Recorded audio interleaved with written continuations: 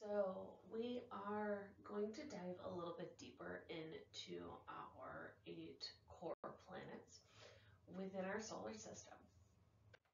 So we are still working with middle school Earth Science Standard 1-2, which states that you'll use a model to describe the role of gravity and motion within galaxies in the solar system.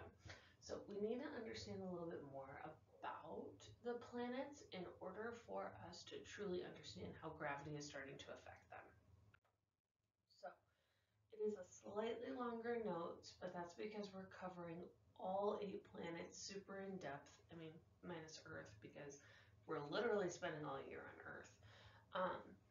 So bear with me. So, properties of the inner planets. So we're going to start with our inner planets and work our way out. So we have the inner planets, which would be considered Mercury, Venus, Earth, and Mars. Okay. We also refer to them as the terrestrial planets. And this is because they are mainly made up of rocky material. They have a surface we can actually physically stand upon. Yes, the gas giants do also have a surface that we can stand upon, but it's not till like way down deep, and it's whether you keep standing or whether you sink in a slush. So that. So let's start with Mercury. Mercury obviously is the closest planet to the sun. It is also our smallest planet. So you should for sure have your table out in front of you and start filling in what is on this green table here. So because of how gargantuan planets are in relation to, say, everyday items here on Earth, we use what is called scientific notation in order to display their mass. So Mercury's mass is 3.285 times 10 to the 23rd kilograms. Now what that means is if you were to take, let me grab a pencil, if you were to take that decimal and move it 23 times in that direction, that is how absolutely massive Mercury is. And keep in mind, Mercury is the smallest planet. So,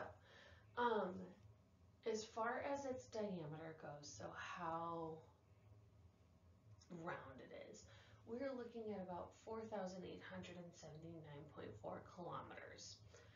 So significantly smaller than the Earth.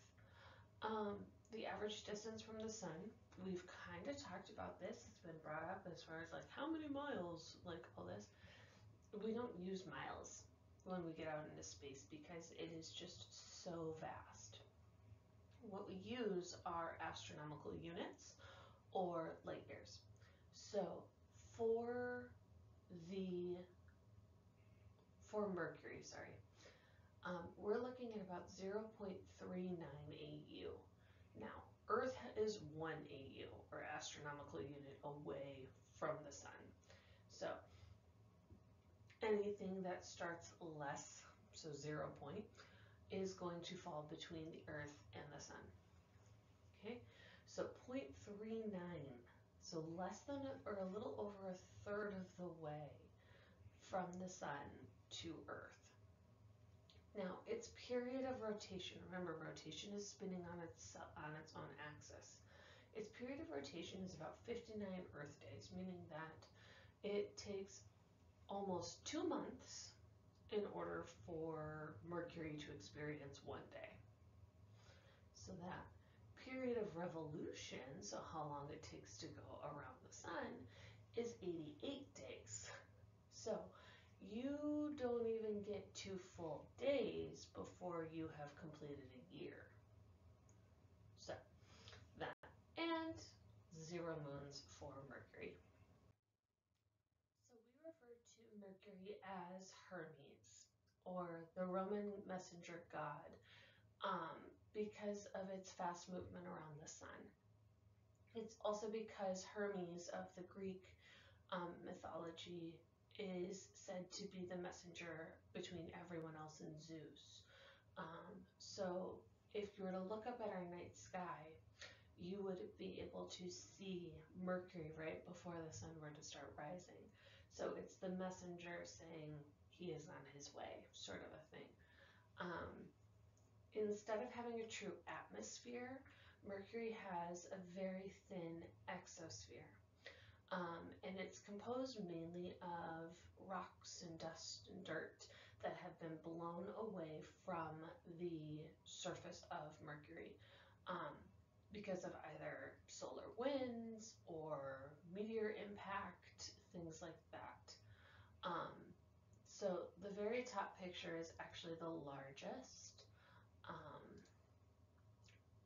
It's the largest crater, and this isn't even all of it. It has a slightly larger caldera that goes off just a bit. But this is the Caloris Basin. This is about 963 miles in diameter, or 1,550 kilometers. So it is gigantuan, and that is where they believe that a majority of the rock and dust that's currently in the exosphere is from that impact alone. So because of the lack of true atmosphere, Mercury's surface temperatures are just absolutely wild. On the side that faces the sun, a part of those 59 days, they reach temperatures of about 450 degrees Celsius or 842 degrees Fahrenheit. But yet on the opposite side, where it is currently nighttime, they are only reaching temperatures of negative 170 degrees Celsius or about negative 274 degrees Fahrenheit. So because of this lack of atmosphere, and that's why our atmosphere is so important, you get these dramatic temperature differences. We would think that Mercury is actually the hottest planet, especially on the side that's facing the sun, but it has nothing on Venus. So, with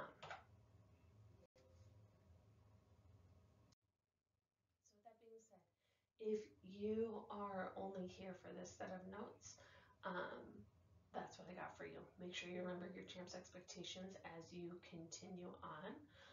But let's talk about Venus and why it is absolutely much more hotter than Mercury.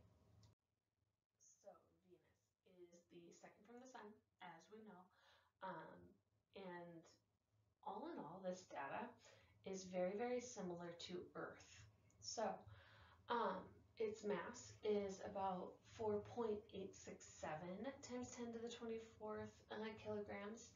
Its diameter is a little bit smaller than ours, but it is 12,104 kilometers in diameter. So remember, that's going around. Its distance from the sun is 0.72 AU, meaning that it is almost shy of 3/4 of the way between the sun and where we are currently located. So that its period of rotation is a little bit more understandable. So the time it takes for it to have one day is about 2.44 Earth days. Again, somewhat similar. We're getting closer, at least. It's not almost 2 months. Its period of revolution is also increasing slightly at 225 days to go around the sun. But again, Venus still does not have a moon. Okay, so we like to know Venus as Earth's twin. Okay, it was first observed in 1610 by Galileo because it was one of the brightest objects within our sky. If you go out and look, when we have Venus within our night sky, it is the brightest thing out there next to the moon. So it was given So out of all of the planets, Venus is the only one named after a female goddess. So the Roman goddess of beauty and love, and as we know her to be in Greek mythology, Aphrodite. So, and that's because it has this gorgeous yellow glow to it, and because of how absolutely bright it is. So what one of the other things that kind of got in the way of its naming was the fact that in ancient times, Venus was always taught as being two different objects within the sky, the morning star and the evening star. Now, Mercury is actually the morning star. That is the star we see right before the sun rises, versus Venus we always see at night as the evening star. You can start seeing it in the sky before dusk has truly even fallen. So that. Now,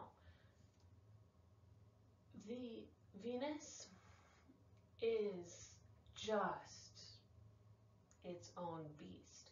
So there is a solid inner core or surface that we could step on if we were to ever make it through these dense atmospheric clouds.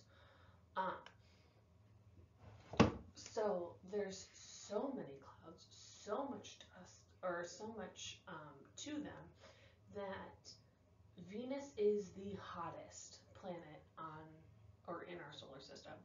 And that's because of an effect that is occurring because of these thick clouds called the greenhouse effect. So essentially, whatever energy it did get in the first formation, essentially, has been trapped inside. So if you can imagine how close it is to the sun, the amount of energy from the sun is just bombarding Venus. Hopefully you've been able to hear all of that. You can tell it's silly early in the morning, but I just realized I didn't have my microphone near me.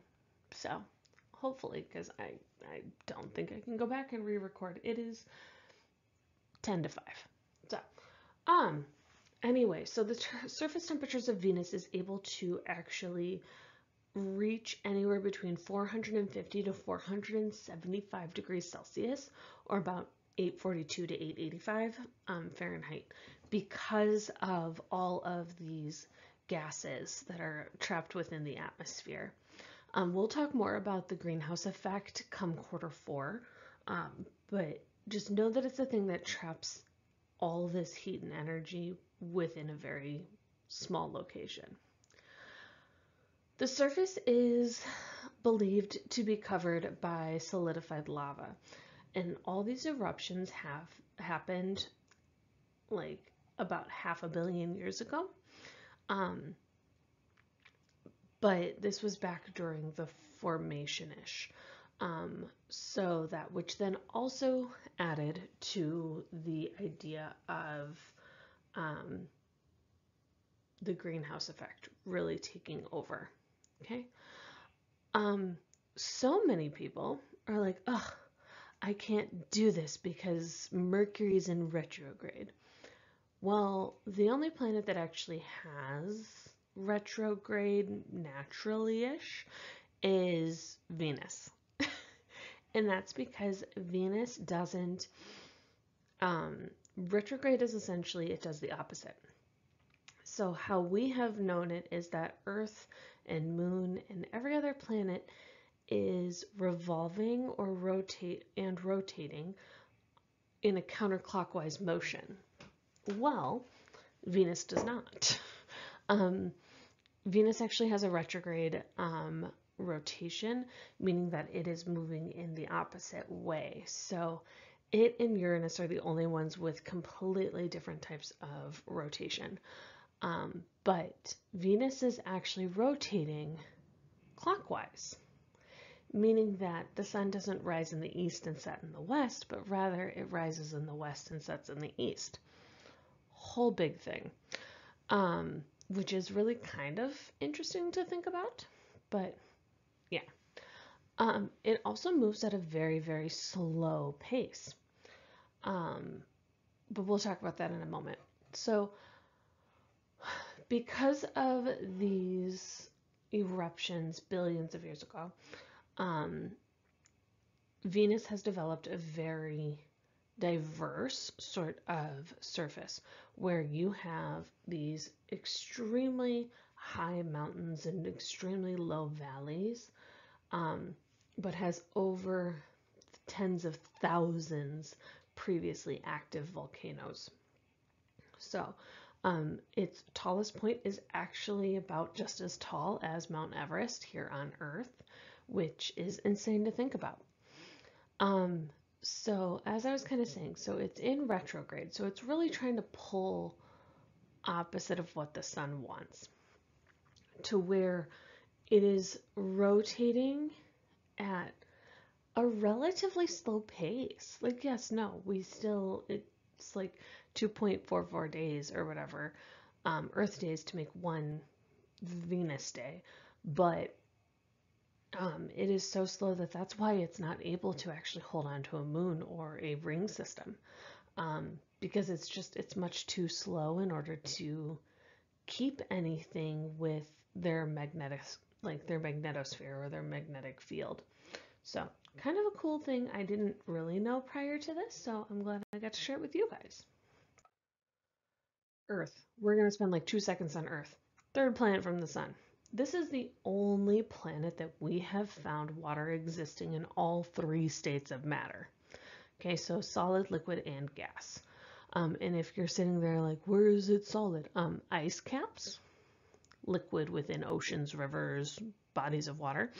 And then gas is the water vapor that we find within our atmosphere naturally. Just in case. We are the only ones with an advanced, and I say advanced loosely, atmosphere that actually helps protect the surface from meteors and sun's radiation, like naturally. So the mass. We are about 5.972 times 10 to the 24th kilograms. Our diameter is 12,742 kilometers. The distance from the sun is 1 AU, so we set the standard for what an AU is. We know that the period of rotation is 24 hours or a day. Period of revolution is 364.25 days. That's why we add in our leap year. And we have one gorgeous natural satellite, the moon. So that's kind of Earth. Like I said, we're literally spending all year talking about the Earth. But what you need to know for this and then leading into the final project is that we fall within the habitable zone or the Goldilocks zone. Everything worked out so perfect for us to actually have developed. Okay, so that's Earth. Quick coffee break. Mars, the fourth planet from the sun, or as we love to call it, the red planet. And it is red because of the rich iron oxide that is present within its surface rocks. Or iron oxide, if we wanted to think about it, is rust. Its mass, you would think that Mars would be more similar to Earth, but it's really not. It is significantly smaller than Earth, at 6.39 times 10 to the 23rd kilograms. Its diameter is about half, so 6,779 kilometers. Now, everything else, our AU should be much greater than 1. So, Mars is about 1.52 or 1.5 times further from the sun than we are. Its period of rotation is really similar to ours. It is 24.6 hours.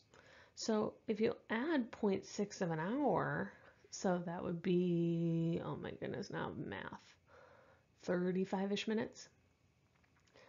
Like, that's actually really weird and cool to think about. Is it 35 to 40? Something weird like that. I can't do math this early in the morning. Heck, I can't do math. Period of revolution. So this is where we start to see some differences. its period of revolution, so how long it takes to go around the sun in a year, is 1.88 years. So almost 2 full Earth years to complete one revolution. And Mars is actually able to hold 2 natural satellites. So it has 2 moons within its magnetic grasp. Mars is the most studied planet within our solar system because for the longest time we have believed that this is the only object within our solar system that could sustain life similar to Earth. I'll tell you there's a couple more options a little further out, but yeah. So the red planet was first observed in 1610 by Galileo, and this is due to his, not his, but due to the invention of the telescope. Okay, very crude, very rudimental, but a telescope nonetheless, 2 lenses at the end of each end of a tube, and he was able to observe this planet. Now, granted, we can see Mars in our night sky, but to actually look at it and get the idea that it is red is beyond mind-boggling. So it was named for the Roman god of war due to its red appearance. Red has been very much associated with masculinity, youth, and then overall just the male gender. But that's how it got its name. I want to remind you, we always think that it's really cold, like as we start to enter into our winter. We got nothing on Mars. So Mars, its average temperature, so our average temperature sits around 32 degrees Celsius, I believe. Something like that. I'd have to look it up. Again, it's way too early for this. Which is like 50-some Fahrenheit, I believe. The average temperature on Mars is negative 80 degrees Fahrenheit. That's its average temperature. That's not even talking like when we start to get into winter. So winter at the poles, so the North Pole or the South Pole, as you can see from this picture, and that's why I chose it, it has ice caps. So it's chilly. But its poles during winter can reach around negative 195 degrees Fahrenheit. Mars is home to the tallest mountain or volcano, both, because it's both, within the solar system. So we have Mount Olympus Mon, which is the tallest mountain or volcano within our solar system at about 13 miles or 21 kilometers from base to peak. Mars, like I said, has 2 moons. I mean, that is for now. Phobos and Deimos. Phobos may not be there forever. Shouldn't be there forever. And that is because it is predicted based off of its orbital patterns that it will actually crash into Mars within the next 50 million years. But that impact will more than likely create a ring system. So instead of thinking of Mars as a 2 natural satellite planet, it'll actually be a planet with rings and 1 natural satellite. So kind of cool to think about, and the fact that we can actually predict that far out. So Mars, again, has a very thin atmosphere. And that's what causes its extreme temperatures. When it's pointed toward the sun, it gets much warmer, but obviously in the winter and pointed away from the sun, it is extremely cold. There is a basin, and that is the picture I have here. This basin, I don't have the name off the top of my head right now, or in my notes. Because why? This basin is so deep, okay? Think of like Grand Canyon-ish deep, to where there is a significant temperature difference from down there to up towards the true surface. And that essentially, with the extreme difference, this is where you get these strong winds and global dust storms that can happen and pick up, to where this crater itself is what causes probably 99.9% of all of the like global, I guess technically, windstorms that happen for days and weeks. We were looking so highly into Mars because of the evidence of water that either is or once was present. So the clues we were using was the polar ice caps to begin with. If there's ice caps, clearly the ice is made out of something of significance, more than likely water. But then also Mars experiences seasons similarly to how we do, because its tilt is very similar. Granted, theirs goes on for about twice as much time, but yeah, so that's kind of interesting. So because of the seasons and because of the polar ice caps, that's why we were looking into Mars so much as being a potential second home. So moving out of the inner planets and out to the gas and ice giants, these are some of the properties of our outer planets that we need to take into consideration. So they are known as the gas or ice giants, made up of ice and gas with a very small terrestrial core.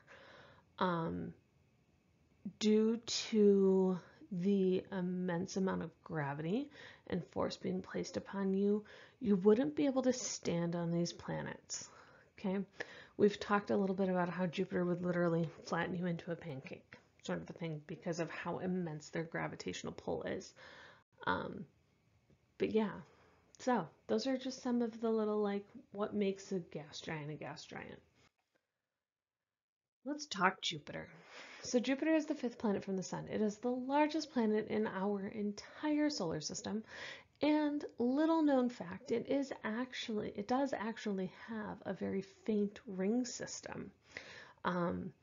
All of the gas and ice giants have something of a ring system. So Saturn's not the only one getting the credit for that. So its mass, it is about 1.898 times 10 to the 27 kilograms. Okay, we were like to the 10 to the 24. This is 3 more bumps out. Okay. Again, its diameter is about 139,820 kilometers around. Jupiter is a little over 5 times further from the sun than we are, so 5.2 AU. Now, with its massive size, it actually has one of the shortest days at only 9.9 hours. So 5 hours from now, because it's a little past 5 o'clock in the morning, Jupiter would have already ended one day. So we can get about 4 Jupiter days within our 24 hours, which is insane to think about. Or no, let me redo that math. We get about 2.5 days. Dear goodness, it's way too early to do math. Period of revolution. It does take Jupiter 11.9 Earth years to complete its orbit around the sun. And these are the latest numbers. Jupiter is known to have about 79 moons. It is not the most. I misspoke in class the other day when I said that it was the most. It is not the most, and I'll explain why here in a bit. So, it is truly the gas giant because of how absolutely insanely large it is. So the atmosphere however, is made up mainly of hydrogen and helium. So yes, obviously we know helium as like what makes balloons float and all that. Hydrogen is one of the main elements necessary for water. But what happens is that they have such immense high pressure areas that you start to get storms. That's what happens when we get storms, is we have a high pressure zone moving. So we obviously know about the red eye, but each of these bands are moving in different directions from one another. I am sneaking back and forth, not just to be like, oh, here's another band, but really that's how the winds move, which is insane to think about.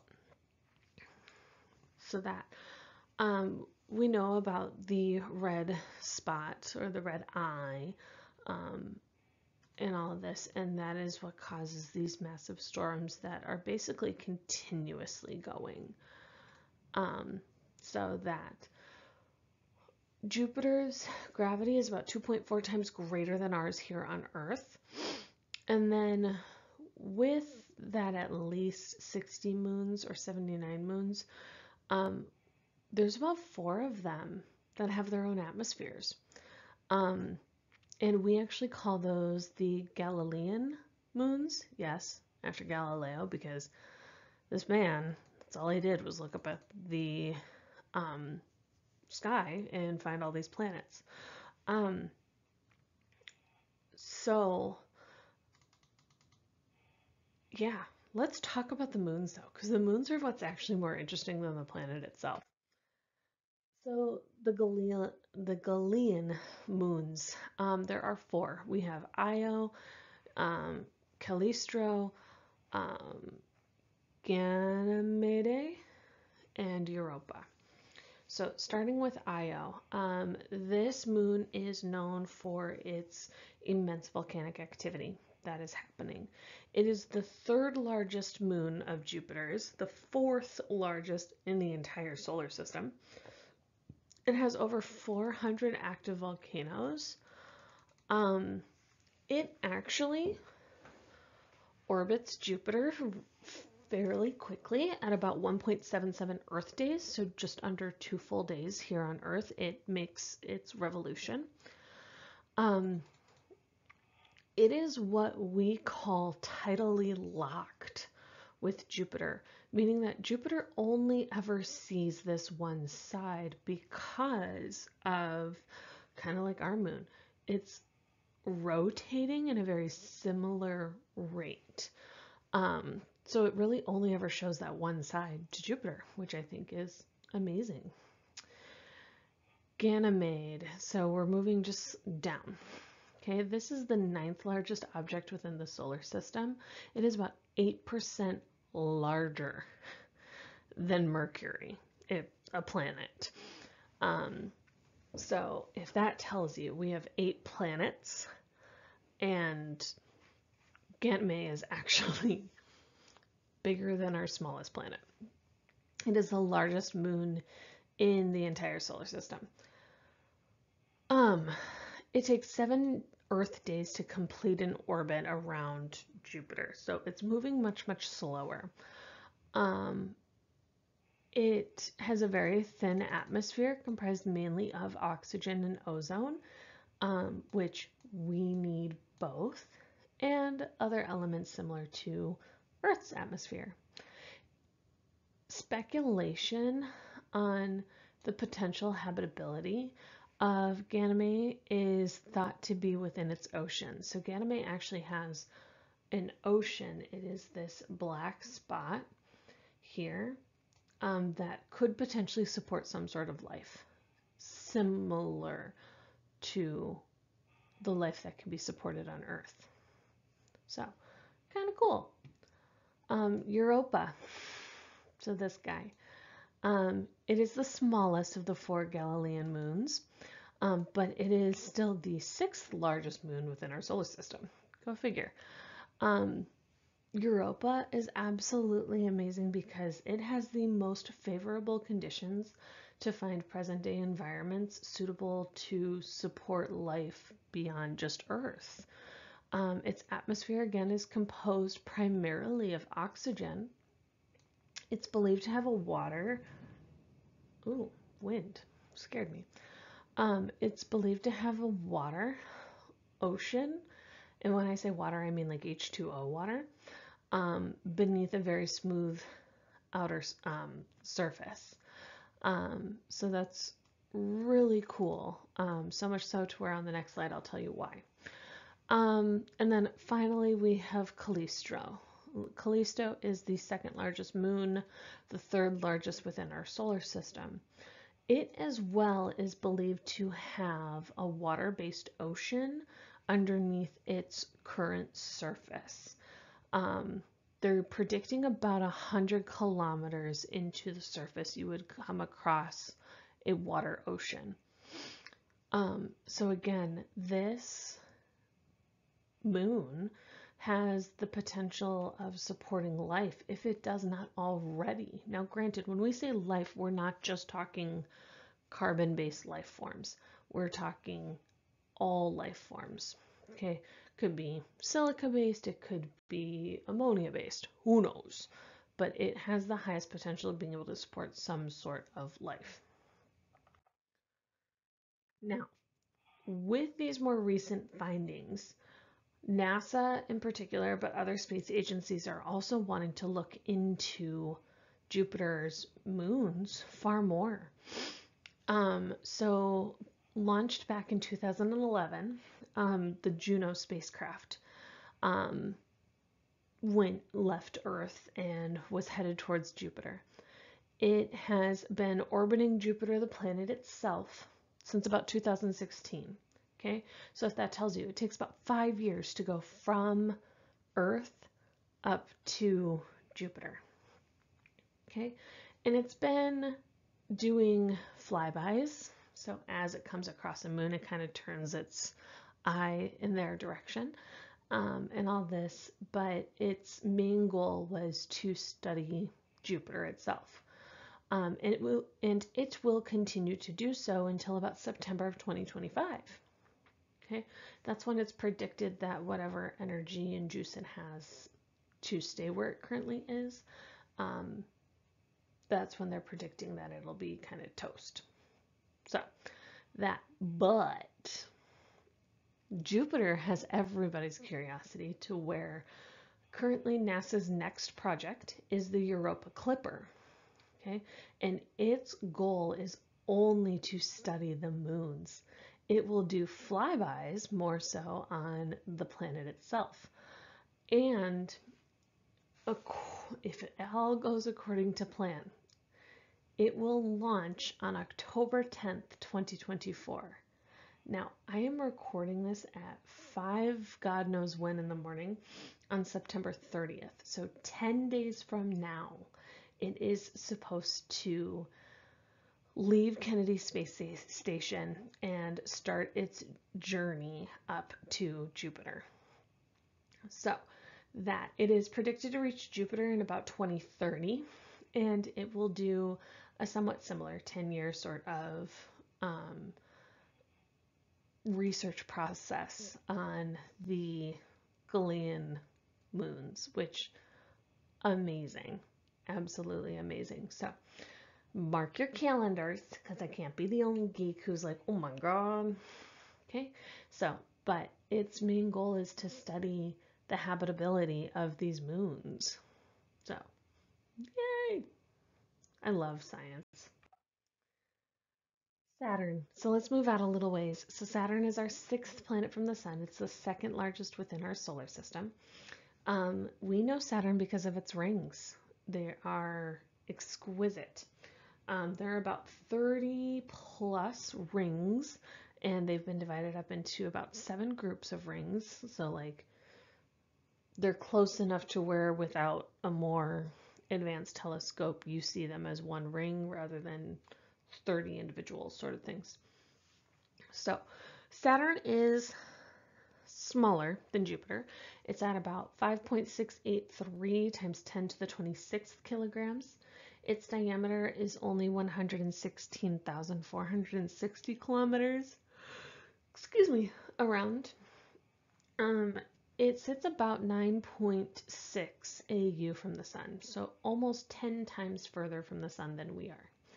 Now, again, we have this really weird period of rotation where it takes 10.6 Earth hours to complete a rotation. So 10.6 hours per day on Saturn. So its period of evolution, however, makes sense. It's at about 29.7 years. So in the time that I have been on this planet, Saturn has only completed one revolution around the sun. So instead of being 33, I'm only one. I'll take it. Nah. So, Saturn is known to have 82 moons, which is just insane. It's not nearly as large as Jupiter, but because of the distance, not only from Jupiter, but the sun, more appropriately, Saturn is able to hold on to these ring systems and 82 moons. So, kind of insane to think about. So we know Saturn as the ringed planet. So Saturn itself is the least dense planet, meaning that it could float in a bathtub if we had a bathtub big enough. Because it is made up of 90% hydrogen and 10% helium. This is the first planet that Galileo failed to observe. Which it's like, finally, no more mention of Galileo. But rather, Christian Huygens observed it in 1659 due to his more advanced telescope technology. And not only was he able to observe the planet, but the planet and the rings. So, Saturn also has its own storm system. So it's called the Great White Spot. So similar to the red spot on Jupiter, Saturn has its own. So this is a more periodic storm. It is not nearly as constant as the Jupiter red spot, to where it does have periods of lull. Okay, so this storm can actually be seen from Earth with a very basic telescope. And it only really kicks up every 28.5 Earth years. And that's when the northern hemisphere of Saturn is within its summer season. So that the last time the storm truly picked up, and it only lasted about 7-ish months, was back in 2010 to 2011. So if you take 2011, you add 28.5, we're looking at, oh my God, now I really screwed myself, 39? Yeah, 2039. Okay, call it 2039, 2040 is when we should see the next storm kick up for a couple months. So Saturn is able to hold on to about 82 moons, the largest of which is called Titan. Okay, and it again is much larger than Mercury. But what we also need to understand is that Saturn only has 24 regular satellites, meaning that they follow an orbital pattern that makes sense to typical satellites. Okay, it doesn't go off this wonky, if you look here, you get this blue orbital path sort of a thing where it's like, oh, that's odd. Or this green one that's actually revolving in retrograde. Or normal revolution versus a lot of Saturn's is within that retrograde sort of pattern, if that makes sense. So that's Saturn. I think we talk about Saturn way too much to where it's like, no, that's what we're gonna do with Saturn. So Uranus, we are getting close to the end, so thank you for bearing with me. Uranus, and yes, that is how it's pronounced. Like, I don't know why people always want to go, oh, Uranus, whatever. Okay, so Uranus is the 7th planet from the sun. It is the first planet that kind of sort of goes against the main categories, where it is not a gas giant, but rather it is an ice giant. So Uranus is about 8.681 times 10 to the 25th kilograms in mass, a diameter of about 50,724 kilometers.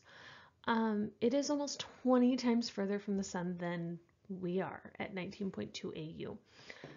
Its period of rotation, again, sticking with the theme of a very short day, of about 17.4 hours, and its period of revolution is 84.3 years. Uranus, because it is much smaller, much further away from the sun, it is still able to hold multiple natural satellites, but we're only looking at 27 instead of 80 plus. So the thing that makes Uranus just a little bit more different is that it is comprised mainly of methane, which gives it that bluish green coloration that we know it to be. We don't have 100% proof that there is a solid rocky core somewhere within all of that. But what we can tell you is that there's a very slushy, thick layer of water, ammonia, and other materials. So keep in mind, ammonia is what we use when we talk about like cleaning products. And I brought up Uranus back when we talked Venus because it is the second planet to have a slightly different rotational pattern. So what is going on is that the tilt of the rotational axis is actually 97.77 degrees. So nearly all the way tipped over to where it actually moves around the sun like a ball would be rolling around on a corner or on a counter. So that's what makes it a little bit more different. Now, again, next planet that has not been discovered by Galileo, but actually by Sir William Herschel in 1718. And that's because this planet is so dim and slow orbiting that people just weren't paying enough attention to it. It is the coldest planet's atmosphere that we are aware of, where we are looking at negative 317 degrees Fahrenheit on average. There are 13 known rings that are very, very narrow and very dark, but also have these bright colors kind of thrown in there. So that all of the moons, so Uranus is also kind of special in the fact that it's the first planet not named after a Greek or Roman god or goddess, but rather it has been named after a mythical creature found within both Greek and Roman mythology. So that to keep on trend with the odd naming choices, all of the moons of Uranus are named after William Shakespeare or Alexander Pope characters. So these great literary geniuses throughout history. I sit here and I look at, let me get my pointer. I see Puck from A Midsummer's Night Dream. We have Cupid, which is an Alexander Pope. We have Juliet. We have Ophelia. All that sort of a thing. So these are all characters from their playwrights. So kind of cool to like think about that. Like people do have their marks out in space. which is insane. Uranus has only been visited by one of our Earth satellite or probes. It's so far the first and only one to have made it all the way to Uranus, and that is Voyager 2. Voyager 2 was a mission where it was to see basically how far out it can go from Earth. So, that. So, all of the main moons, so the 5 main moons of Uranus, all have square footage that is actually smaller than the continent of Australia. So I wanted to talk about some of them because they're actually quite interesting. So we have Miranda as our first one, and Miranda can be found down here. So Miranda has a similar surface area to how large the country of Chile is in South America. It is the most inner moon of Uranus, and it's named after Shakespeare's The Tempest, one of those main characters within it. Then we move on to Ariel, which again is another Shakespearean Tempest character. It is the 4th largest moon for Uranus. Its equatorial plane is almost perpendicular with Uranus's. So since Uranus spins top to bottom sort of a thing instead of left to right, Ariel essentially stands like this, and Uranus's plane goes like this. So it's perpendicular with one another. It also only takes Ariel about 2.5 days, so 2.5 days, in order to orbit around Uranus. Umbriel is an Alexander Pope character from the blank of the Loch. I don't like saying that. It's an icky word, but that was the only one it came from. So that it's the 3rd farthest moon within Uranus's orbital plane. So this, it has a very similar rotation and revolution, meaning that it kind of does the same thing our moon does, where it rotates and it revolves at the same rate to where we see a near side versus a far side. And its period is about 4.1 Earth days.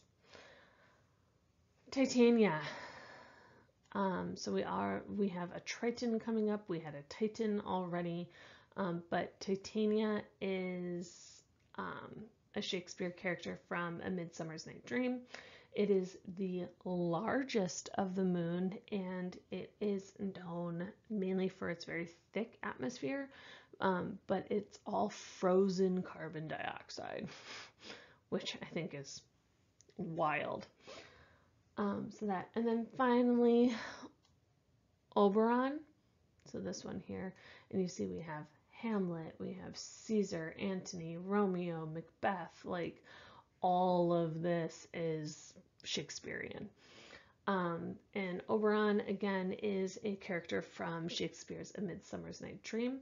It is the outermost moon of Uranus, and can actually be seen from Earth with a pretty decent telescope, but that I thought was really kind of cool. So these are the 5 main moons of Uranus. Oh, excuse me. Just so we kind of have an idea of what's going on up there. Neptune. Ugh, Neptune captured my heart after all this research. So Neptune's mass is only about 1.024 times 10 to the 26th power. It has a diameter of about 49,244 kilometers. It is 30 times further from the sun than we are. Again, sticking with that really fun trend of a very short day, but a really long year. The period of rotation is about 16.1 hours, but its period of revolution is 165.2 years. So I believe in the research that I did, Neptune has only completed 4 revolutions since like when we started observing the solar system. So that it holds on to one of the smallest amounts of moons with only 13. This planet is so much fun because it is the first planet to not just be discovered by dumb luck, but rather to be discovered due to mathematical predictions in 1846. So it is said that scientists sat there and they were curious as to what was beyond Uranus, because Uranus has a very oblong egg-shaped ellipse, to where they're like, there has to be something out there that is trying to pull Uranus more than what the sun is trying to pull or Jupiter's trying to pull, to where scientists did way too much math, even for that, and then determined where a planet should generally be. And the most amazing part about all of it was that they were able to find Neptune within 1 degree of where they mathematically predicted it would be. So this is the first planet to be discovered based off of mathematical prediction.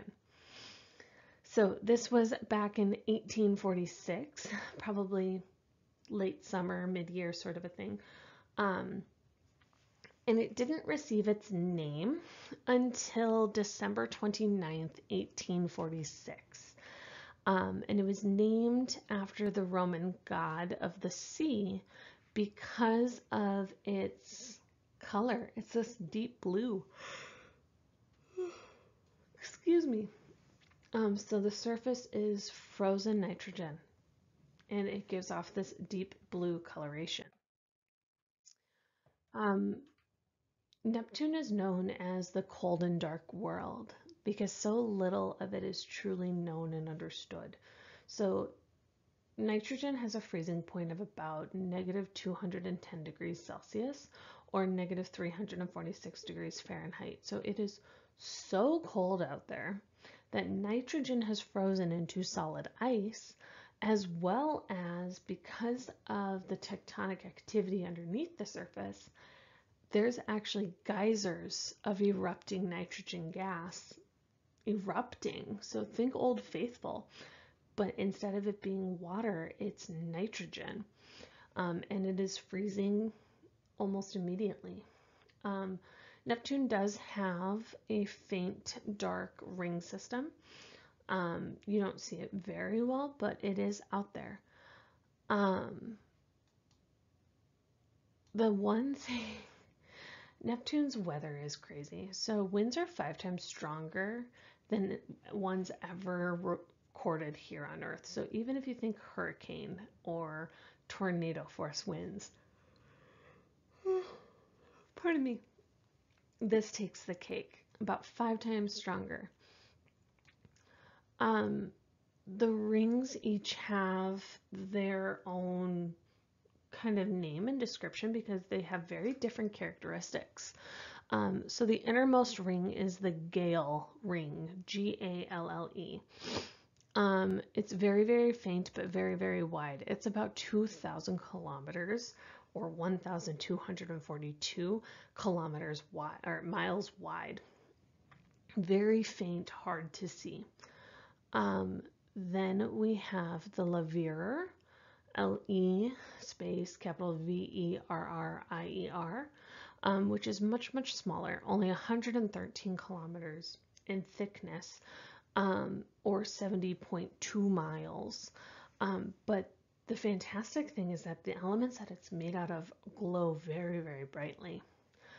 The middle set of rings is the Lasselle rings, L-A-S-S-E-L-L-E. Again, very faint, very wide. You'll kind of notice a pattern, by the way. Arago, A-R-A-G-O, are less than 62 miles wide. So if you think of trying to travel from Cheney to like Detroit Lakes, that's as wide as it is. This is the first super small set of rings that are still very faint, but the coloration is very bright and in your face. And then the final ring is the Adam's ring. This is the brightest of all the rings, to where when you see depictions of Neptune, there's only a couple of ring sets like around it. Excuse me. Again, only 21.7 miles wide, but because of its brightness, it gives a lot of visibility to the planet. So the largest moon that Neptune has is actually a dwarf planet. Weird. Triton is believed to have once been a dwarf planet that got sucked into Neptune's orbital plane. It again is in retrograde, so it revolves clockwise. So as it goes around Neptune, it's going in a clockwise fashion. And because Neptune rotates counterclockwise, it gets weird but cool. But like I said, it's believed that this was once a dwarf planet that just kind of got sucked in. So, weird craziness. But that is our solar system. There is so much more out there, so much to explore. Obviously, we talk about how Jupiter is getting a couple more missions sent up in its direction in the next, in a couple of weeks. Absolutely insane. There's still so much more to learn about our solar system, but those are some of the basics and fun factoids. So make sure your notes are complete. This did probably take you 2-ish days. I apologize for all the yawning and ridiculous math that I attempted to do. But yeah, this is going to be fun. So we need to have these understandings so that when we start talking gravity and our solar system, we have a better idea. Like, why is it that the gas giants have such short days in comparison to our terrestrial planets? So yeah. Awesome. Let me know if you have any questions. Hopefully I'm more awake by the time you have to ask them. But yeah, awesome. Thank you, 8th graders.